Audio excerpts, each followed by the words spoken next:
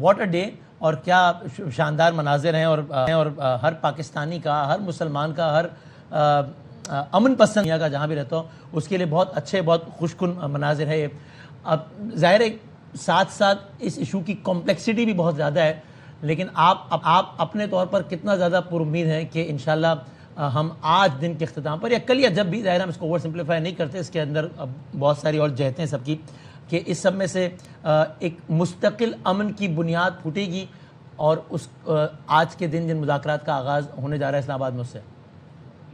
جی بہت شکریہ وسیم بدانی صاحب۔ سب سے پہلے تو میں تمام اہل وطن کو مبارکباد دوں گا کہ اللہ تعالیٰ کے فضل و کرم سے پاکستان کی تاریخ میں this is one of the finest moments کہ آج آسٹریلیا سے لے کر امریکہ دنیا میں سب کی نظروں کا مرکز پاکستان اور اسلام آباد ہے، اور اس کا سہرا بلا شبہ ہماری قیادت وزیر اعظم شہباز شریف اور فیلڈ مارشل عاصم منیر کو جاتا ہے کہ جنہوں نے اس جنگ کے دوران مسلسل اپنی کوششیں ان جنگ کے شعلوں کو بجھانے کے لیے سفارتکاری کے شعبے میں جاری رکھی اور دوست ممالک کے ساتھ مل کر کوشش کی کہ ہم فریقین کو میدان جنگ سے مذاکرات کی میز پر لانے میں کامیاب ہو جائیں۔ اور آج میں سمجھتا ہوں کہ یہ اللہ کا بڑا فضل ہے کہ دونوں فریقین اسلام آباد میں مذاکرات کے میز پر موجود ہیں، دونوں کے وفود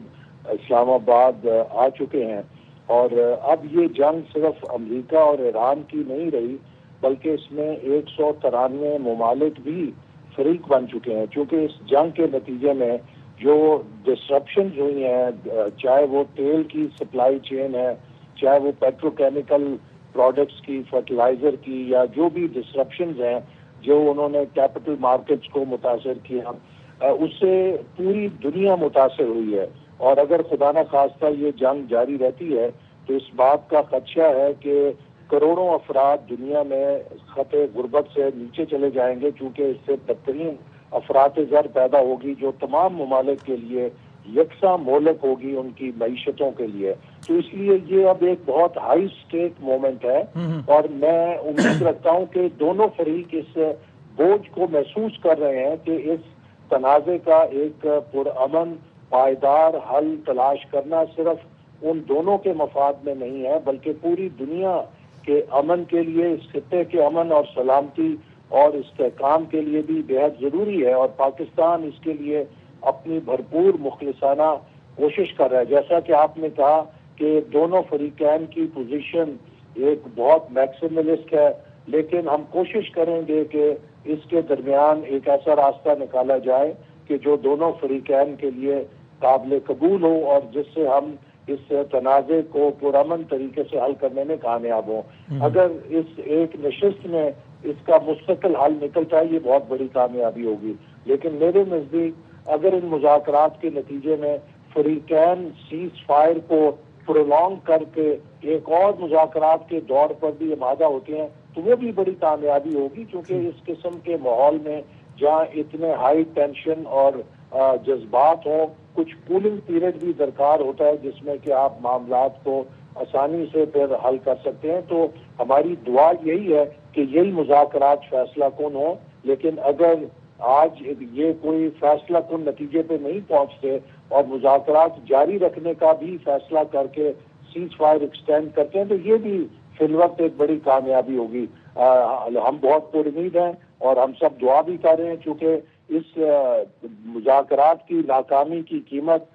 یہ پورا خطہ ہی نہیں پوری دنیا کی معیشت ایک بہت بڑی بھاری قیمت کی صورت میں ادا کرے گی۔ آپ سوچئے کہ اگر تیل $200 بیرل سے اوپر چلا جاتا ہے تو اس کے کیا اثرات ہوں گے مختلف معیشتوں کے اوپر، بالخصوص ایشیا کی معیشتوں کے اوپر۔ تو اس لیے ہم سب دعا کرتے ہیں کہ یہ مذاکرات کامیاب ہوں، لیکن میں یہ ضرور کہنا چاہوں گا کہ جو ہمارا ہمسایہ ملک جو ہے جو اس وقت حسد کی آگ میں جل رہا ہے ان کو بھی پاکستان کا شکر گزار ہونا چاہیے، کیونکہ اگر یہ تنازع حل نہ ہوتا تو جو تیل کی قیمتیں بڑھ رہی تھیں اور جس طرح ان کے ملک کے اندر پیٹرول پمپوں پہ لڑائی جھگڑا اور فساد ہو رہا تھا تو ان کے ملک کے بھی کروڑوں لوگ اس سے متاثر ہوتے تھے۔ تو پاکستان نے پوری دنیا کے لیے ایک موقع فراہم کیا، اور اب اسی لیے ماہرین معیشت کہہ رہے ہیں کہ وزیر اعظم پاکستان کے اس مذاکرات کے ٹویٹ نے دنیا کی کیپٹل مارکیٹس میں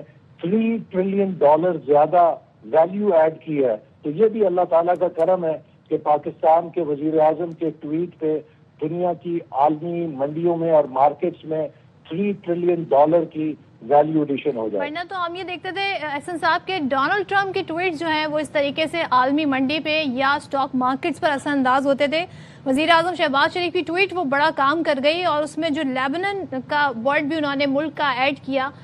وہ بھی بڑا ایک کہتے ہیں نا ایک بڑا ایسا تنازع ہے جو اب حل طلب ہو گیا ہے. میں آپ سے یہ جاننا چاہوں گی کہ پاکستان نے الحمدللہ اللہ پاک نے ہمیں یہ موقع فراہم کیا کہ بڑا کلیدی رول پلے کیا. دو ایسے فریق جو آپس میں بات کرنے کو تیار نہیں تھے, 40 دن سے جنگ ہو رہی تھی,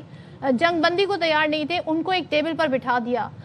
ہمارا رول ڈیفینیٹلی یہی تھا, لیکن اب یہ مذاکرات کامیاب ہوتے ہیں یا خدا نخواستہ پیچیدہ ہو جاتے ہیں, اس کی ذمہ داری ان دونوں فریق پر ہوگی. بٹ اسٹل میں آپ سے جاننا چاہتی ہوں کہ Islamabad it's not just a venue. Islamabad نے بڑا اسسٹ کیا ہے اس سارے مذاکرات کو یہاں تک لانے میں. فردر ہم کیسے اسسٹ کر سکتے ہیں ان دونوں فریق کو؟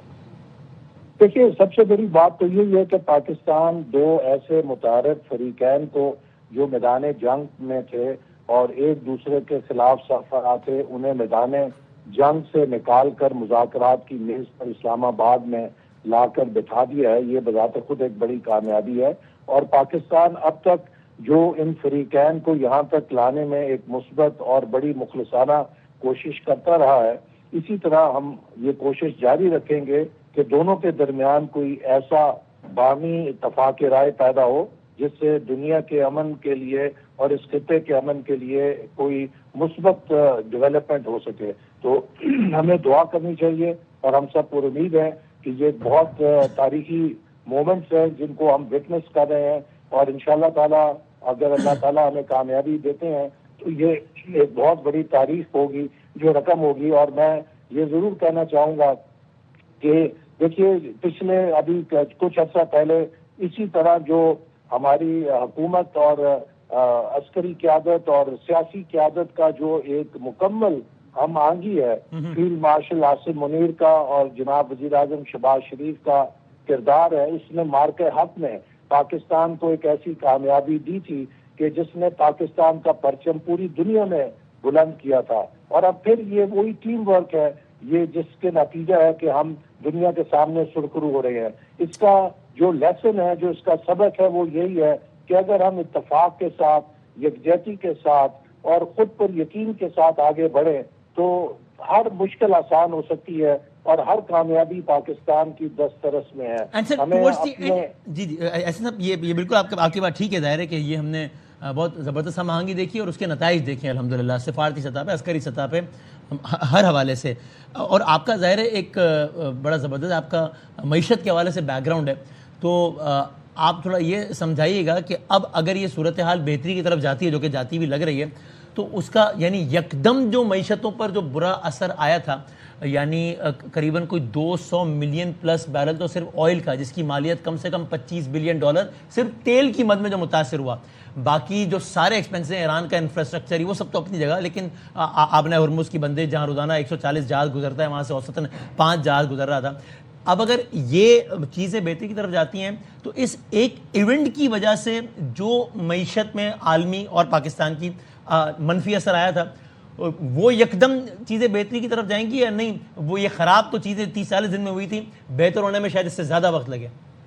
جی دیکھیے, یہ بلا شبہ جیسے آپ نے کہا کہ یہ جو انٹرنیشنل مارکیٹس کا سینٹیمنٹ ہے یہ الیکٹرک سوئچ کی طرح آن آف نہیں ہوتا, اس میں ایک لیگ ہوتا ہے. لیکن اگر یہ کانفلکٹ جاری رہتا تو اس کے اثرات ایسے تھے کہ جسے ہم ڈومز ڈے سینیریو کہتے ہیں, تو بہت سے ممالک اور معیشتوں کے لیے یہ قطعاً ڈومز ڈے سینیریو تھا جس میں کہ ان کی معیشتیں بالکل پگھل جاتی, میلٹ کر جاتی ہیں, کیونکہ کوئی بھی ترقی پذیر ملک اس قدر تیل کی قیمت جو ہے امپورٹ کرنے کا جو بوجھ ہے وہ برداشت نہیں کر سکتا, اور اپنے ملک کے اندر پھر لاک ڈاؤنز کرنے پڑتے, صنعتیں بند ہو جاتی, بے روزگاری ہوتی, غربت ہوتی. تو ایک بہت بڑی تباہی سے ہم بچ گئے ہیں, اور اب اگر اللہ کرے یہ امن قائم ہو جائے اور ایک اچھا حال نکل آئے تو اس کے نتیجے میں ایک انشاءاللہ ہم دیکھیں گے کہ تقریباً لیگ ہوگا 3 سے 6 ماہ کا، جس کے بعد چیزیں نارملائز ہونی شروع ہو جائیں گی. اور لیکن یہ جو ایک جھٹکا لگا ہے،